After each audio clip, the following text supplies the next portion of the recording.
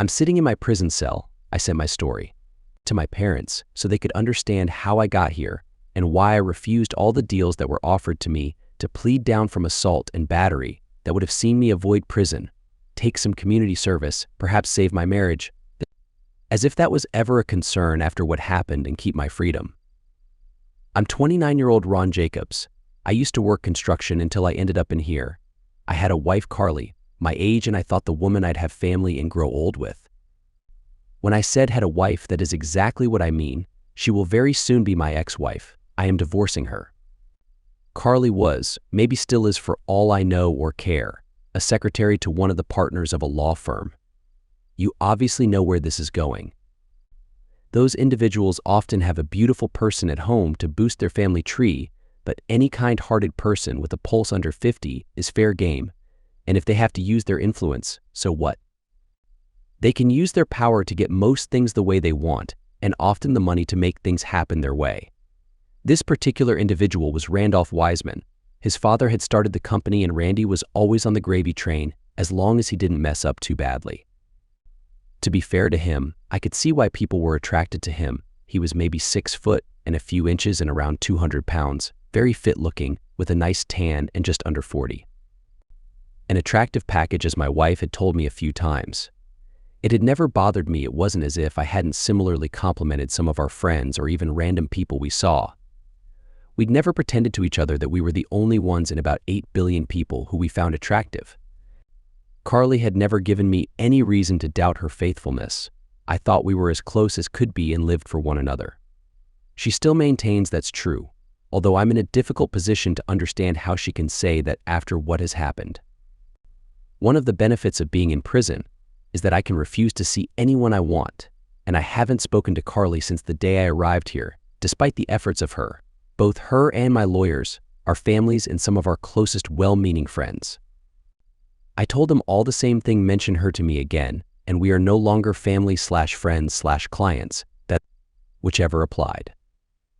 A couple of friends and Carly's sister pushed me on it and are now on my list of people I refuse to see or take calls from. My lawyer quickly understood how close he was to being fired and didn't want that to happen because I had a potential big earner that would happen after. The divorce and good ambulance chaser that he is, he wanted that unlikely but possible payday. I was sentenced to 2 years for aggravated assault. I caused serious injuries and could have faced 10 years. I think I caught a break with the judge I got. I suspect his wife cheated on him. In his summary and sentencing, he remarked on severe provocation, both by the actions of my wife and her lover in my home, and by the provocative and hurtful words of her lover. However, he also pointed out that some of the injuries were not inflicted in self-defense. There had been broken bones, maliciously inflicted, and that a reasonable jail sentence was required. He also said that I could have saved the state the cost of the trial had I accepted the offered deal from the DA. So here I sit, 8 months into the sentence, and the expectation that I will be released after 12 months assuming good behavior, given my previously clean record. When I get out, I intend to ruin lives. If that brings me back here, forget it. People will get what they deserve, especially that despicable Wiseman. I suppose the easiest way to tell this is to tell you what I wrote to my parents. Dear Mom, Dad, I'm sorry if I've disappointed you by being sent to prison. Disappointing you is not something I ever wanted to do or ever thought would happen. My problem was it was either that or I could never have looked myself in the mirror again for the shame I would have felt, for either tolerating what happened or accepting the offers I was given to avoid jail time. I hope you understand why I can never be that man. I loved Carly with all my heart. I thought we were in it for the long run. Just goes to show what a judge of character I am. I had no clue that she was involved with Wiseman in any way, though she had mentioned casually that he was an attractive man. But so what? There are lots of attractive people in this world. Everyone comments on them. My life changed forever the day I finished work early after we completed a large home extension in the morning, had lunch with the whole crew, and then went our separate ways around 1:30. When I reached home, like in all cliched stories, there was a fancy BMW parked in my driveway and no sign of Carly's car. That raised my suspicion, even though I'd never doubted her. Somebody with a fancy car like that had obviously brought her home. As soon as I walked into our quiet house, I heard the noises from upstairs and walked up to our bedroom. There she was lying with her boss. He asked her if she was happy to be with a real man instead of her gentle husband. I was stunned. It took me maybe 15 seconds to react, and in those 15 seconds my anger rose, and I hope I never feel like that again. He is a big guy, but then, so am I, and he works with his hands whilst I work hard with my body. He may have gym fitness, I've got hard work muscles all over my body. No competition. I grabbed him by the hair, pulled him up and off her, and flung him against the wall. Looking down at Carly, who was pale with shock, I told her, "Pack your things and leave my house. You don't live here anymore." Wiseman had picked himself up and looked like he wanted to be the alpha. He said, "So the gentle husband wants to play tough guy." As he finished, I punched him hard in the face, and his nose made a loud crunch, indicating his nose was broken and blood came out of it. "Don't push your luck, Wiseman. I'm giving you a fair warning. You are not welcome in my house. If you don't leave, I will hurt you badly." He wouldn't take a warning and threw a punch, but I caught his wrist and twisted him around, forcing his arm up behind his back. Again, I warned him, "Don't force me to hurt you, Wiseman. If you hurt me, I'll make sure you are jailed for a long time, and I'll bother your wife all the time you are inside, you weakling." He sneered. At least he did, until I forced his arm higher and higher and dislocated his shoulder, then pulled him to the ground and stepped on his hand with my work boots, listening for the bones breaking like dried twigs. As he screamed in agony, Carly ran at me saying, "Stop, Ron. He can really get you jailed if you do this. Please stop." "Worried about your boyfriend, Carly?" I replied. "No, Ron, I'm worried about you. I don't want you to ruin your life over me and him. I've been so stupid." I looked at her with disgust and said, "That's none of your concern anymore. I told you to pack and leave." "But Ron..." She tried to get close to me. I lost it and spat in her face. I'm not proud of that, but it stopped her in her tracks, and I yelled, "Pack and get out, you disgraceful person. I never want to see you again." That seemed to work, and she gathered a few things whilst sobbing loudly. I turned back to Wiseman. "It seems your name doesn't match your character, jerk. A wise person does not get involved with the spouse of a strong person like me. He especially does not use hurtful words unless he wants a few broken bones, just like you have now. Now listen to me. In a minute, when that person is packed, both of you are getting into that fancy car in my driveway and leaving. I recommend that you have her drive you to the emergency room and see what they can do for your brakes and your pain. Never come back here, ever. She is not welcome either. This is my grandfather's house, given to me before we were married. She has no claim on it, so don't try any legal maneuvers on me. If you come back, I'll hurt you properly next time, so unless you like hospital food and wheelchairs, stay out of my way. She is your problem now. Take her home to meet your wife and children or throw her away. I don't care." Carly cried in distress behind me. "Tough luck. It's all your fault, Carly. I'm not Jesus. I don't forget, and I sure as heck will never forgive you, you awful person. Your disgusting lover should have afforded a hotel. Then you might have kept me in the dark, but maybe you are just a cheap thrill, not good enough to waste money on. Just be close to her in her husband's home, eh?" I kicked Wiseman hard. "Was that your idea, jerk? Do it in my home?" A second kick. Again, he groaned in pain. "Give me just a little more reason sometime and I'll completely ruin your life." "Mom, Dad, I'm sorry for the language, but I wanted you to know exactly how things went sideways with me and Carly. Of course, as you know, I am divorcing her. I'll be a free single man by the time I get out of here. I'll never even look at her again. My lasting image will be of my spit on her face. It's what she deserved. I know you have lasted the course, but I'll never marry again. I could never trust a person again. Sorry, Mom, but I trusted Carly 100%, and look where that got me." As you know, I was arrested that night, and from there the drama started. Wiseman wanted to make good on his promise to have me jailed. He got detailed reports on his injuries for the sheriff's office, and he had me charged through his friend in the DA's office. The charges included causing serious harm to him with the possibility of a 10-year jail sentence, and he got Carly to file an assault charge for spitting in her face.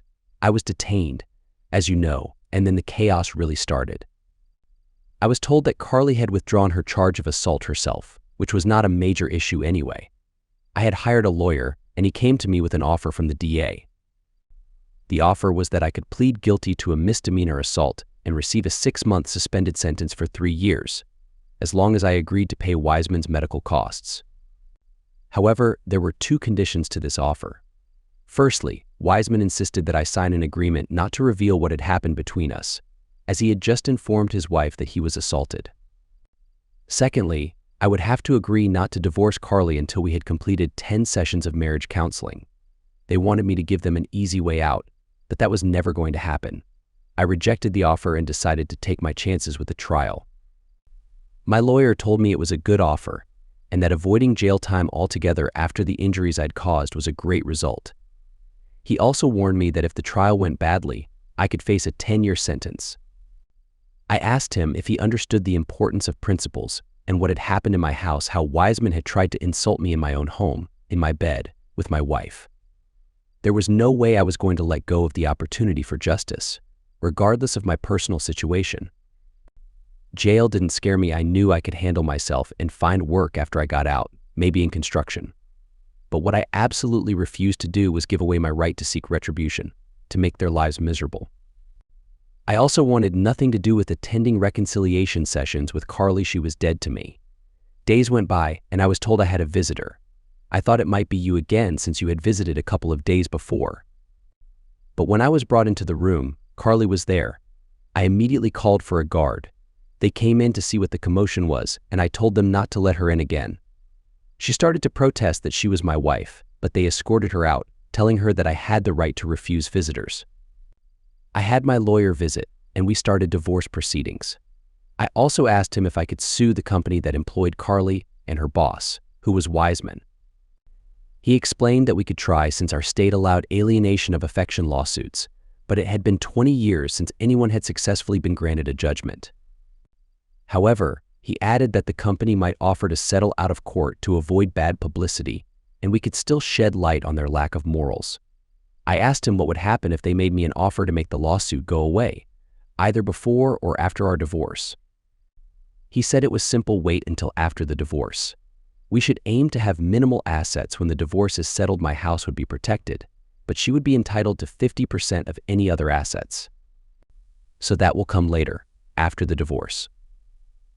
If you speak to her, please don't mention anything I've told you. I know you both loved her like a daughter, but please don't let me down on this. Mom and Dad, I love you both. This won't be forever. And that was it. I hoped they understood now that they had the full story and not just what Carly and some supposed friends had told them, thinking I should forgive her. Before I was released, there was a complication in the divorce. Carly refused to agree to it unless I either agreed to counseling as previously proposed or allowed her up to 3 one-hour visits where we had to engage in discussion. She knew I could simply ignore her during those visits. I really wanted to be legally free from her, so I figured that 3 one-hour sessions were better than the court-mandated option. I briefly thought about saying no to both, serving my time, and then disappearing. However, I couldn't allow her to drive me away from my home and, most importantly, from my parents who are close to retirement and want their only son in their lives as they grow older. I despised the idea of being in the same room as her, but against my wishes, I agreed to her offer of 3 visits. If it became too much, I could call for a guard and have her removed. Carly's first visit: "Hi Ron, you look well considering your surroundings." "Leave me alone, Carly. My current situation is all because you couldn't stay faithful and slept with your boss. Say what you came to say and get out. I'm disgusted by you." Carly tried to play the sympathy card, but I didn't care anymore about her feelings. I simply hated her, and I understood that hate isn't the opposite of love. It's merely a broken form of love. I hope to eventually reach a stage of mature indifference where she no longer meant anything to me. Mature indifference, not caring either way. That's what I was hoping to achieve soon. Ron, I can't believe what I've done to you, to us. That makes 2 of us, Carly. Please, Ron, please listen and don't just insult me. I'm listening, Carly, but don't think I have any interest in what you have to say. You cheated on me in our house, in our bed, with a man who insulted me. In what world would I ever consider forgiving, forgetting, or even tolerating you in my life? Carly's face fell and tears streamed down her face. Ron, I expected this. That's why I asked for up to 3 meetings. I can't do this today, but I will be back. I love you, no matter what you think. I messed up. but I love you. Carly, I agreed to these meetings, but please understand that I genuinely hate you for what you've done to us. It's not just what you've done, it's you that I despise. I will never be with you again, and after these 3 meetings, I never want to see you again. She couldn't speak and knocked on the door to be allowed out. Another visitor a week later, another visitor, my mother. Despite my warnings to everyone, I knew she came to talk to me about Carly. Ron, I know what you said about not talking about her. I know I'm taking a risk with our relationship, but please hear me out. Go on, Mom. You get special privileges because of who you are, but this is the only time. I want her out of my life. Nothing you say will change that, so say what's on your mind, Mom, and I will still love you. Thank you, son. I love you more than anyone except your dad. I know what she did to you was terrible, but I want to talk about her for your sake, not hers. I'm not asking you to give her another chance. She doesn't deserve it, and you don't need a wife you can't trust. But Ron, what I'm about to say is for your own good. You may think you hate her now, and maybe you truly do, but until you let go of that hate, you won't find peace in your life. All I want you to do is to talk to her without being harsh, without verbally attacking her. She came to talk to me last week, and she is completely broken, Ron. She can't believe how she allowed herself to be manipulated by that man into betraying you. She knows she's lost you. She knows you meant what you said during her visit. It was as devastating for her to hear as you intended it to be. If you want to destroy her, you're well on your way. All I'm asking you to do is to listen to what she wants to tell you, not to change your mind. I know you won't do that, and she understands that too. But for the happy times you both shared, let her walk away with a little dignity. I think she's very close to the edge, and how would you feel in 10 years if you knew that your words had pushed her to commit suicide? Mom, I could be cold and tell you that I don't care if that happens, but you're right. Over time, I expect that the hate will subside, and I'll be left with a sense of regret. I would hate to think I was responsible for her death. Thank you, Mom. You're wise, and I'll stop trying to make her feel terrible. I did love her with all my heart, but it won't change the divorce. I'll be out of prison in a couple more months, and I don't want to come back. I want to treat you and Dad for the love and support you've given me. I couldn't have asked for better parents. Thank you for making me see reason, Mom, and I know this is for me, not Carly. Carly's second visit. Hi, Carly. I want to start by saying I'm sorry for the way I spoke to you last time. It was more or less how I feel, but it was rude. My mom convinced me that, for the good times we had before you messed up, I should be a bit kinder to you. Thank you, Ron. Your mother is wonderful. I didn't ask her to defend me, and I already know in my heart that you will never give me another chance. I just want to tell you what's in my heart and how terrible I feel for what I did to the best man I've ever known. If I can explain everything, maybe we won't need a third meeting. I don't want to cause you more discomfort than I already have, but I want to clear the air. I acted like a foolish teenage girl, someone who didn't know any better. I'm almost 30, a woman who allowed herself to be charmed by an older man who seemed sophisticated.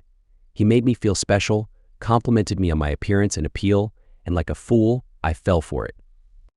I sold myself short for a bit of flattery and glamour. I was so stupid, Ron. I know that now. He spent a little money, and that was all it took. He made me believe I was desirable, and I believed him. I made a terrible mistake. All he needed was a little persuasion, and I gave in. I betrayed you without even needing much convincing. I sold myself cheaply for some superficial attention. I want you to know that what I regret most is bringing him into our home, much more than any other part of my betrayal. It's unforgivable, and I have no excuse. It's what he enjoyed, his thing to be involved with a married woman in her husband's bed, and I fell for it, disrespecting you in the process. I am truly sorry. Ron, it pains me to say this, but you are right to divorce me. It didn't take much to break me down. If I don't value myself, how can I expect you to love me the way you used to? I wanted to save our marriage, and part of me still does, but deep down I know it's impossible. My heart is breaking, Ron. I've only ever loved you, but I will sign whatever is necessary for the divorce. I won't drag it out any longer. You deserve someone better than me. Ron, you are an amazing man. I believe you will make a wonderful father someday. All I ever wanted was to have your babies and grow old together as a family. If I can ask one thing of you, it's to not let my foolishness ruin your life. Find the woman you truly deserve, have a family, and be happy. Make your parents proud and live a beautiful life. I wish it could have been me, but I am not brave enough to do what I should. Maybe one day you can think of me and remember the good times we shared, not the mistakes I made. I've said what I needed to say, and now I will leave. Just know that I have ruined my own life, but please don't let me ruin yours. I will always love you. Goodbye, Ron. After hearing all that, I felt incredibly emotional, so I told her, Carly, you're right. We can never be together again. It's simple, I can't trust you anymore. But today you've shown me a glimpse of the woman I fell in love with. Carly, I can't go back to loving you without trust, but I no longer hate you. I genuinely hope you find happiness in life, Carly. One mistake doesn't define you as a bad person, just as the wrong one for me. Goodbye, Carly. We managed to give each other a small hug as a goodbye, and she left. I knew it must have been hard for her to say the things she did. She took full responsibility for everything that happened, admitting her own stupidity. But her words didn't change my mind about divorcing her. She told me she would sign the divorce papers, and there was no need for another meeting. Carly kept her promise and signed the divorce papers. Our divorce was granted and awaiting the final decree. Shortly after my last meeting with Carly, I received confirmation of my release from prison. Finally, the day of my release arrived. My parents came to pick me up from the prison. I had served my time without resorting to illegal means, and now I had plans to make Randolph Wiseman's life miserable. The morning after my release, I visited my lawyer to discuss our plan of action against Wiseman. I had spent a year in prison for what I had done to him. When I caught him with Carly in our bed, I had injured him. Did it warrant a year in prison for a 2-year sentence? Not in my opinion. He had only received a portion of what he deserved, and now it was time to ensure his life went downhill. My lawyer and I devised a strategy to make Wiseman suffer. First, we would approach his law firm, Wiseman, Dick, and Wankstein Lawyers, and serve them notice of our intent to sue them for failing to prevent a senior partner from harassing and having a relationship with a junior staff member. We expected them to brush it off and claim that no such case had been successful in the state for over 20 years. Our next step would be a media campaign. The betrayed husband, me, would share the story of finding the senior partner in bed with his wife at home. I would also mention how Wiseman had humiliated me before I took physical action to remove him. To top it off, I would reveal how Wiseman's friend, the district attorney, had filed charges against me, leading to my imprisonment, and how it had ultimately destroyed my marriage. With the help of a journalist friend who despised Wiseman, we could ensure that the story made the newspapers and even caught the attention of national media. We hoped that Wiseman's partners would be repulsed by the negative publicity that would follow such revelations and choose to settle out of court. Once we dealt with the law firm, I planned to focus on ruining Wiseman's own marriage. He had wrecked mine, and it was time for payback. But I decided to wait until after our case against his law firm. As expected, Wiseman, Dick, and Wankstein laughed off our initial approach. They claimed that we were wasting our money and would never see a penny from them. However, when my lawyer sent a follow-up letter, their laughter turned to fear. Suddenly, they were no longer amused and began making threats to bankrupt me if I dared to involve the press. Little did they know, bankruptcy was already looming over me, and I had nothing left to lose. My lawyer emphasized this fact in his response, stating that he would take on the case pro bono due to the significant injustice I had faced. Wiseman's firm requested a meeting at their offices with my lawyer and me. As we entered the conference room, there sat Wiseman himself. As I took a seat, he couldn't resist taunting me. "Well, if it isn't the little cuckold himself. I hear you've come here with your begging bowl, looking for a handout. Did you enjoy the time in prison that I arranged for you with the district attorney?" I knew you were too dumb to accept the deal he offered.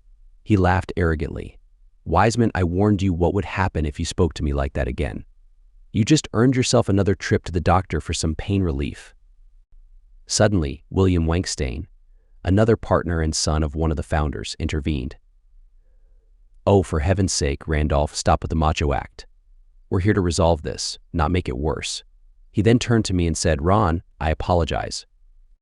We're trying to find a solution, and if Randolph can't control himself, it's better if he leaves it to the rest of us." Somewhat humbled by his partner's rebuke, Wiseman agreed, "Okay, William. I understand. The cuckold and I have history, which is why we're all here. Let's hear what they have to say." My lawyer, Giles, spoke up. "Gentlemen, it's simple. As stated in our letter, we intend to pursue a claim for alienation of affection. While it may seem frivolous, we don't expect it to result in a substantial payout. However, it offers us an excellent opportunity, with the help of a journalist, to shed light on your law firm's actions, sharing Mr. Jacob's story of betrayal, incarceration, and how it was facilitated by a close friendship between one of your partners and the DA may not be the kind of free publicity you desire. So, you're attempting to blackmail us?" asked an enraged Howard Dick, another senior partner and the eldest son of one of the founders. "Mr. Dick, my client lost his wife and spent a year in prison. None of this would have happened if your partner, Randolph Wiseman, hadn't engaged in inappropriate actions. He destroyed my client's marriage and caused him unimaginable pain. If the courts won't provide the justice he deserves, we will use any means necessary to make things right. I should mention that my journalist friend's ex-wife used to work for your firm. Can you guess which partner she worked for? He has every incentive to drag your names through the mud, and he will do it gleefully." The rest of you, Giles paused, looking at the other partners, assuming you are all decent individuals who disapprove of Wiseman's actions, might want to evaluate whether your partnership with him benefits your interests. Peter Cum, who had been silent until now, spoke up, indeed before giving Wiseman an icy glare. Giles continued, "We believe $1 million is a fair consideration under the circumstances to make this unpleasantness go away for your firm." Peter Cum then added, "We will let you know our decision by the end of today. Good day, gentlemen. Jacobs, I apologize for what this cretin has put you through." With that, he left the room, visibly angry. It took less than 2 hours for us to receive a response.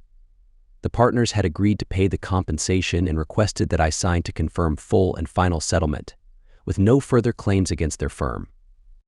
Another part of my plan was accomplished. Now it was time to take care of other matters. My greatest wish was about to come true: revenge on Wiseman. I didn't need a lawyer for this. All it required was my own vindictiveness and a little cunning. I started to get to know Wiseman's wife. I discovered that she went to the gym 4 mornings a week to maintain her fit physique. She was in her mid to late 30s, still very attractive despite being slightly wider around the hips since giving birth to their 3 children. I wondered why she wasn't enough for Wiseman. For the next 2 weeks, I followed her to understand her routine. Interestingly, every 5th morning, she seemed to spend time at the house of a man around 10 years younger than her. I decided to catch her off guard by confronting her when she emerged from his house 2 hours later one Wednesday morning. That's what I did. "Mrs. Wiseman, can we talk?" I asked as she was walking 100 yards back to her car. "I am sorry, I'm in a rush," was her response. "Does your husband know you come here on Wednesdays, Mrs. Wiseman?" That caught her attention. There it was, they were both as unfaithful as each other, both cheating. Still, let's explore what we really have here, I thought. "Okay, what do you want?" "Just a short chat, Mrs. Wiseman. Let me buy you a coffee across the road. Don't worry, it's a public place and I'm not dangerous." We made our way across and took a seat. I opened with, "Do you recall your husband coming home injured just over a year ago? A shoulder dislocation and some broken fingers?" She nodded that she did. "I don't know how he explained it, but I did that to him. You see, I caught him in my bed, between the legs of my wife, and when I pulled him off her, he tried to insult me, so I dealt with him. Has he told you he is no longer a partner at Wiseman? Come, Richard Jerk." She shook her head. "No, I also did that to him, indirectly. Now I'm looking for ways to mess up his life even more." "Mrs. Wiseman, you know your husband had done this sort of thing before, I assume?" "I do. He has done for most of our marriage. In recent years, I've taken to having certain flings myself, as you have discovered. My latest is Ryan, whose house I was at this morning. He is really satisfying, and he knows how to please, much better than my husband. Randy has quite a big ego, but he's basically not interested in anyone but himself. She gently smiled at me before continuing, "I don't say this to insult you, Mr. Jacobs, but what was your wife thinking? Randy is just average in bed. You are at least as big as he is, so probably no big difference in size." Why? She must have gone crazy. Maybe he wore her down at work. Perhaps he charmed her. He can do that. Mrs. Wiseman, my now ex-wife, couldn't explain it. She regrets cheating on me so easily. She has a huge case of buyer's remorse. So I assume you have a comfortable lifestyle, and for that, you put up with his infidelity and have your own comfort elsewhere? I said with a certain amount of disappointment. Oh, I get the picture, Mr. Jacobs. You had hoped to find a loyal housewife to anger with her husband's cheating? You wanted to provoke a separation, maybe? I nodded. That was the case. I'm sorry to disappoint you, Mr. Jacobs. I'm too comfortable in my existence. More importantly, I have 3 quite young children to raise, and besides, for the last 8 years I've been having the best time. Not with my husband, of course. Ryan is particularly good. Wow. Just wow. I wish it was more than just one morning a week. However, I play it safe, so I'm not caught. I try to be discreet. Just not discreet enough, obviously, since you found out easily. You should know that I tolerate Randy. I used to truly love him, but his cheating killed that. I think having children makes things less clear-cut, Mr. Jacobs. I assume you and your ex-wife had not had any? In any case, I'm the person in our relationship with the wealth. I have a substantial trust fund for my grandfather. If we separated, I would possibly have to pay him financial support. I'm not sure. It may be protected, but I've never considered divorce. It's for my kids I keep Randy around. He can be difficult, but he is actually a good father. Just a thought, Mr. Jacobs. I said I'd try to be discreet, but I'm certain Randy knows I sleep with other guys. Sometimes on a Wednesday evening, I'm less than thorough with my cleaning after being with Ryan. It turns me on to feed some of Ryan's kindness to Randy. I even think he knows, and for all his talk about cuckolding men such as yourself, I think he has a fetish to taste other men's kindness from my body. Smiling across the table, she said, as I said, spending time more than once a week would be preferable. Would you be interested in some revenge bonding? You see, I wouldn't mind helping your revenge by feeding Randy some of your kindness. Are you free on Friday morning? It has to be mornings. Afternoons I pick up my babies from school. I was getting over my disappointment of not apparently having a marriage breakup in Wiseman's future, but being intimate with his wife? Turnabout is fair play, as they say, in her offering to feed him my kindness, the cherry on top. I'm Esther, Mr. Jacobs. If we are going to be intimate, I should at least know your name. I'm Ron. Esther and I look forward to Friday. I know your address. Should I come at 10? I assume the children will be off to school? Yes, she nodded. So not what I expected, but she was an attractive woman who enjoyed intimacy and was offering herself for my revenge. What's not to like? I had not been intimate since I discovered him with my cheating wife, Carly. This seemed very appropriate. We parted with a promise to see each other on Friday. Though not what I was expecting, I looked forward to breaking my dry spell. It had been over a year since I'd had anything but Mrs. Palm, her daughter. The thought of being intimate with Wiseman's wife might even have been appealing purely as revenge, even if she looked unattractive, but she was a beautiful woman. It was going to be a pleasure to get to know her intimately. What I could never have guessed is how much of a pleasure it would turn out to be. Why, I don't know, but on that Friday morning we just clicked in bed. The first time was just that, a passionate moment, though that should be passion with a capital P. When we were done, we lay together, not breaking apart, but holding each other as if to confirm what we felt had really happened. I felt an instant connection, and I never lost my excitement. I was just ready to go again, and when she realized that we just went for it again, with great intensity, incredibly physical and mentally captivating, I knew right away that I felt something between us other than physical attraction. A connection of sorts, purely on a physical level. I suppose anything more than that would be wishful thinking. We hadn't really spoken much that morning. Touch was all important. After a while we still said nothing, just held each other and cuddled each other. I wouldn't remember the last time I'd felt so content. Yes, it had been a very long time. Eventually Esther spoke. Ron, your wife is a fool. She threw that incredible experience away for my husband's. Foolish, foolish girl. I told you he had a big ego. It's about your size, but yours is much thicker. Yours is satisfying, not just pleasurable, and those impressive attributes of yours. Look at the evidence. Your kindness is flowing out of me. If I'd known you were like that, I'd have prepared better." She laughed. "The funny thing is that there is a huge spot on his side of the bed. I think I'll leave these sheets on. Serve him right. You know we are going to do a lot more of this, right?" I raised my eyebrows in question. "You better believe it, mister. You are even better than Ryan. If you have nobody else lined up, I'll happily make you my regular intimate partner if you are interested in the job in showing my husband what he's missing by being intimate with the person he despises the most. Besides, was it just me, or do you feel a connection?" I smiled back at her and said, "Esther, I can't tell you how much I needed that." It was fantastic. Probably better intimacy than I ever had with Carly, if I'm honest, and yes, I felt a strong connection. I didn't want to let you out of my arms. So, you can count me in as your regular intimate partner for as long as you want me. I can't imagine revenge has ever been sweeter. Speaking of sweetness, come here, okay? I better freshen up a bit fur. No, don't get out of this bed. I've never been afraid of any taste associated with love. Esther spent the next 20 minutes in pure bliss. They spent a really good time together. When they woke, Ron was awake slightly earlier and was studying Esther's beautiful face when her eyes opened. "Like what you see, Ron?" "Very much, Esther. You are a beautiful woman. Why your foolish husband chases other women, I don't know.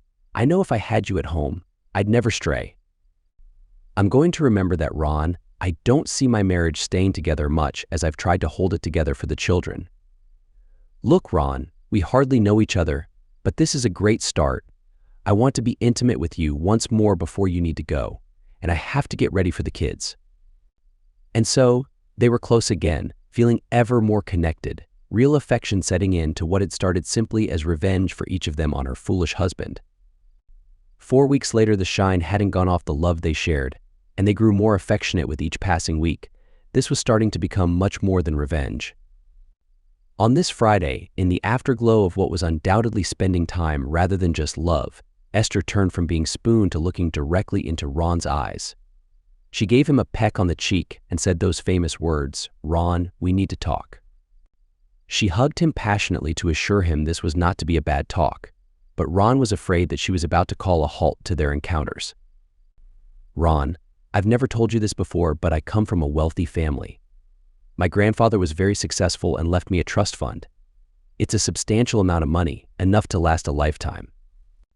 But my father, who didn't have the best track record with money, was given a monthly allowance by my grandfather. The rest of the money was put into a trust fund for me, which I can access when I turn 38 in 8 months. After our last date, I felt compelled to look into the details of my trust fund, especially in relation to a potential divorce. I discovered that Randy cannot touch any of it, as it was brought into the marriage by me and neither of us has added to it. It's completely protected." It got me thinking, do I really need to stay with Randy? Can we arrange for him to have visitation rights with the kids so I can be with you? "Ron, I'm not asking you to replace Randy, but I have developed feelings for you and I'd like to see you more often, on my terms. I believe we could have a deeper connection than just physical intimacy. I'm willing to end things with Randy if you're on board with this. Esther, that is probably the best we need to talk in history." "I thought you were going to say goodbye." "I'm completely on board with what you're suggesting. I think we started out as an act of revenge, but it's becoming so much more." We stuck to our Friday schedule until we could discuss our situation properly. She told me she had seen Randy on Wednesday, but it was just to say goodbye.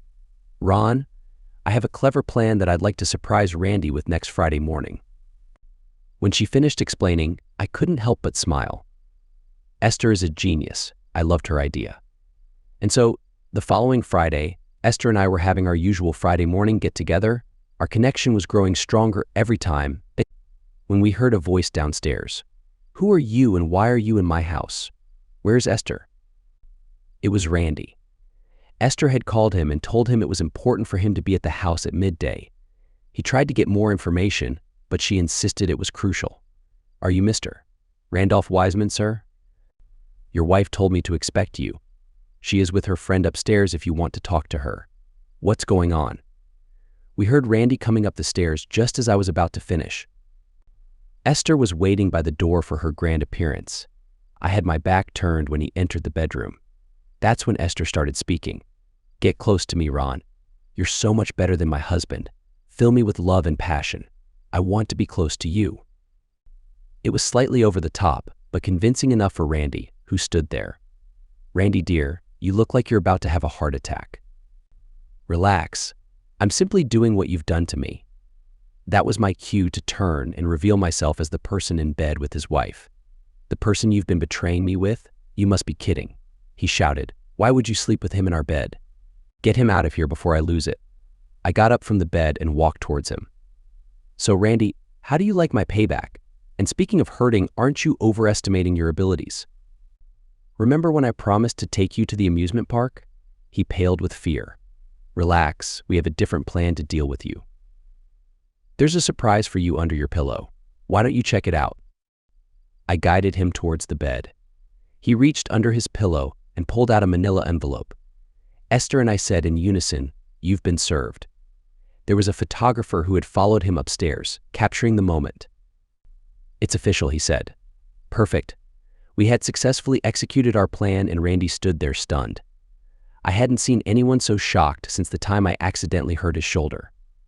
Esther gently slapped Randy to bring him back to reality. She told him that because of what he had done to me, this was fair payback. She said she no longer loved him because he had cheated throughout the marriage, which had made her truly dislike him. She promised not to come between him and the children, and she would give him unlimited time with them. She suggested that they both get a lawyer if he wanted, but she hoped they could handle the divorce peacefully for the sake of their children. To his credit, Randy nodded his head in agreement. Even though he may have been difficult, he wasn't foolish. He knew that fighting the end of their marriage would only waste time and money. I silently watched as his world fell apart. I had accomplished more than I had set out to do. I had divorced Carly, and thanks to my mom's guidance, I had done it in a respectful way. Carly had made a mistake that ruined her own life, and she had apologized. I knew she was sincere, so why make things worse? My mom was right. I had managed to get a large sum of money from Carly's employers, and now, with the help of his wife, I had turned the tables on Wiseman by betraying him. He got a taste of his own medicine. I played a part in ending his marriage. Maybe I had also fulfilled Carly's request when she said, "Don't let my mistake ruin your life. Find the woman you deserve, start a family, and be happy. Make your parents proud and live a wonderful life." Carly messed up, but she did give me good advice when she was feeling hopeless.